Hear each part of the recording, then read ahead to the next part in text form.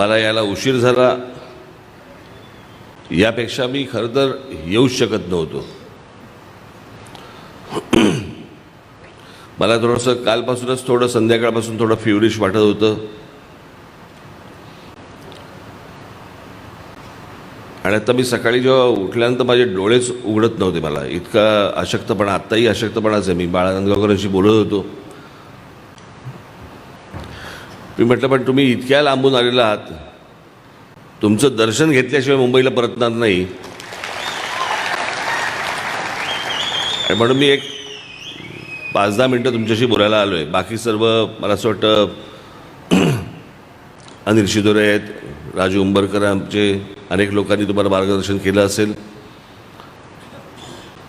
तुम्ही ज्या भागात राहता त्या भागात तुम्हाला काय केलं पाहिजे आणि काय करायला नाही पाहिजे हे काही सांगायची आवश्यकता नाही. अनेक गोष्टी तुम्हाला स्वानुभवातनं पण समजतील, अनुभवातनं पण समजतील.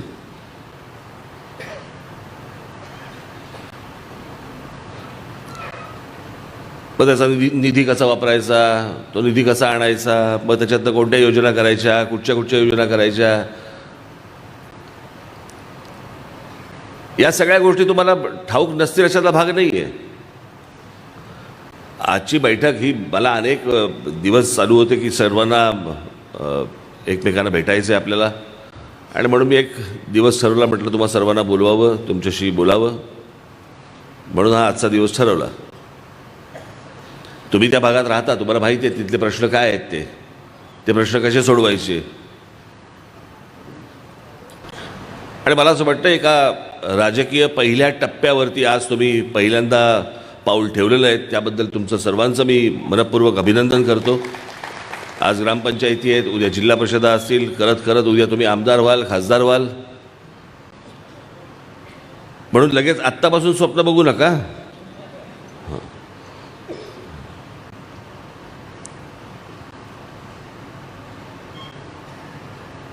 तुम्ही त्या भागामध्ये अनेक योजना आणाल, अनेक गोष्टी कराल, मला ह्याची कल्पना आहे. अनेकांनी तुम्हाला अनेक विविध सूचना पण केल्या असतील. मला एकच सूचना करायची तुम्हाला, एकच, दुसरी काही सूचना करायची नाही आहे. बाकी तुम्ही सर्व हुशार आहात, प्रामाणिक आहात, लोकांचे प्रश्न सोडवण्यासाठी उत्सुक आहात, इच्छुक आहात. मला तुम्हाला फक्त एवढंच सांगायचं आहे, गाव स्वच्छ ठेवा.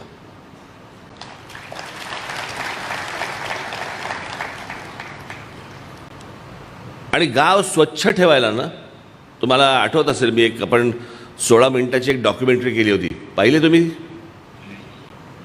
आपण महाराष्ट्राचा विकास आराखडा जेव्हा जाहीर केला त्यावेळेला एक 16 मिनिटाची डॉक्युमेंटरी केली होती. त्याच्यामध्ये मी हा मुद्दामून विषय आणला होता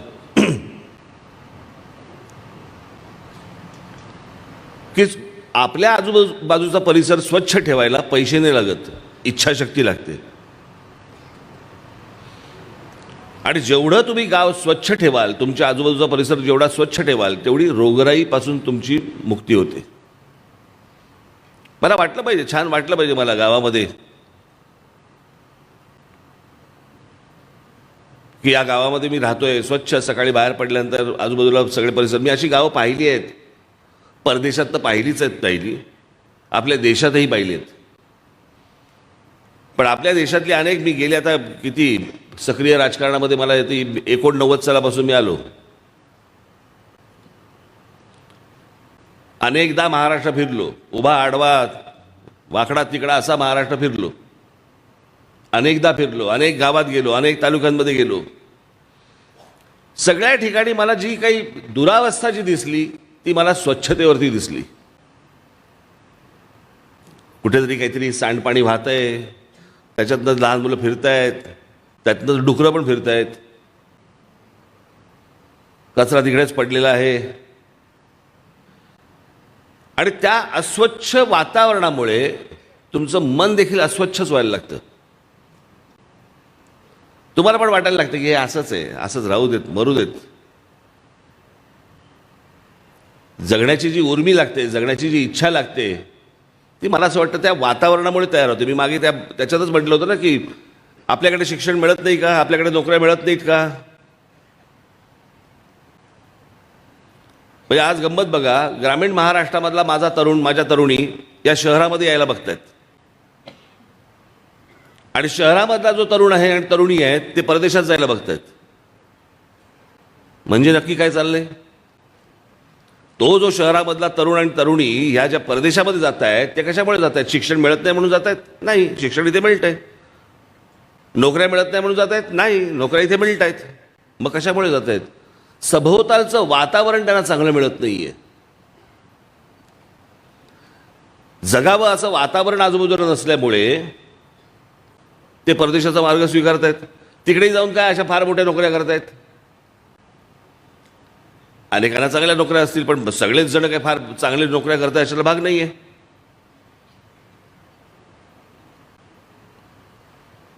तर आत्ताच कुठतरी आला ना का पिक्चर डंकी, इथून तिथून लपून पळून जायचं, तिकडे परदेशामध्ये जायचं आणि तिकडे काय स्वीपर म्हणून काम करायचं. स्वीपर म्हणून काम तर इथे पण मिळतं. आजूबाजूचं वातावरण, मला असं वाटतं ते वातावरण गावातलं निर्माण करणं चांगलं, हे पहिला तुमचा अजेंडा असला पाहिजे. पहिलं काम ते असलं पाहिजे. त्या गावातल्या मुलाला काही नवीन गोष्टी सुचल्या पाहिजेत. ते वातावरण असं असलं पाहिजे की नवीन नवीन कल्पना सुचल्या पाहिजेत.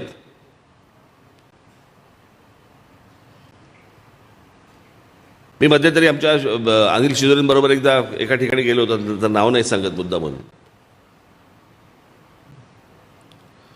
गावात लोडशेडिंग, पण लोडशेडिंगला पण काय अर्थ नाही. म्हणजे 48 तास पाणी तुमच्या वीज यायची नाही वगैरे वगैरे, असं मधून नाला, दोन बाजूने दोन घरं आणि वाईट अवस्था. त्या गावात एक मी टाकी पाहिली आणि मी विचार करत होतो की माझ्या शालेय जीवनामध्ये मी पहिल्यांदा पाहिलेला भ्रष्टाचारी ग्रामपंचायत, अत्यंत भ्रष्टाचारी ग्रामपंचायत मी शालेय जीवनामध्ये पाहिलेली ती म्हणजे रामगड ग्रामपंचायत. रामगड ग्रामपंचायत पाहिले तुम्ही? शोलेमधली पाहिले? त्या गावातला सर्वात श्रीमंत ठाकूर आहे ज्याच्या घरात लाईट नाही आहे, पण त्या गावात टाकी आहे. त्या ठाकूरचा बाप चढवणार होता पाणी.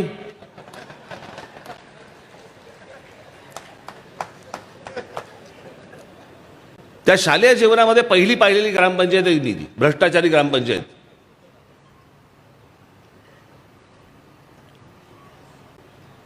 त्या गावात गेल्यावर मी जेव्हा ती टाकी पाहिली तेव्हा मला तीच आठवली रामगडची. म्हटलं इथे पाणी कोण वरती? बरं त्या पाण्याला काही नव्हतं म्हणजे त्या टाकीला. हे असल्या प्रकारच्या गोष्टी मला असं वाटतं माझ्या महाराष्ट्र सैनिकाकडनं, माझ्या महाराष्ट्र नवनिर्माण सेनेच्या कुठच्याही माणसाकडनं होता कामा नयेत.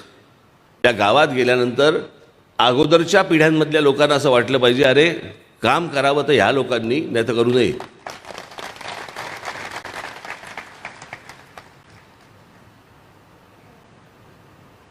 आणि म्हणून मला तुम्हाला एवढंच सांगायचं आज या क्षणी, तुमचं गाव तुम्ही अत्यंत चांगलं ठेवा, स्वच्छ ठेवा. वातावरण गावाचं बदलून टाका.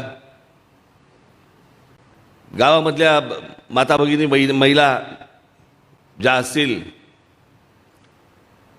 त्यांना राहावंसं वाटलं पाहिजे. तुम्हाला बोलवावंसं तर वाटलं पाहिजे घरी की बाबा ये, बाबा चहा प्यायला तरी ये. ज्यांनी तुम्हाला मतदान केलं नसेल असं करू नका, त्यांच्यावर सूड घेऊ नका. त्यांचीही कामं करा. त्यांनाही वाटलं पाहिजे अरे आपली चूक झाली, याच माणसाला मतदान करायला पाहिजे होतं.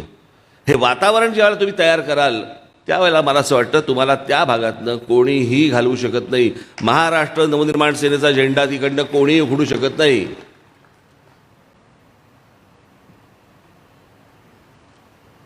आज ज्यावेळेला तुम्ही सगळेजण परत जाल त्यावेळेला माझी तुम्हाला सर्वांना विनंती आहे, हे सगळे आकडेवारी आणि सगळ्या गोष्टी, निधी आणि सगळ्या गोष्टी तुम्ही करालच, ती क्षमता आहेच तुमची.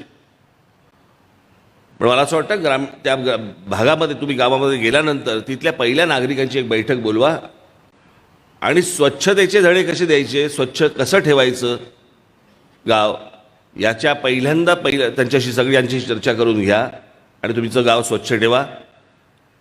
महाराष्ट्र नवनिर्माण सेनेच्या हातात असलेली जी ग्रामपंचायत असेल त्यातली जी सर्वोत्कृष्ट स्वच्छ ग्रामपंचायत असेल त्या ग्रामपंचायतीला मी स्वतः येऊन 5 लाखाचा निधी मी तिथे जाहीर हातात देईन. कमी वाटलं तर जास्ती देईन. आणि देईन. यांच्यासारखं नाही. पुणे शहरासाठी आज मी तुम्हाला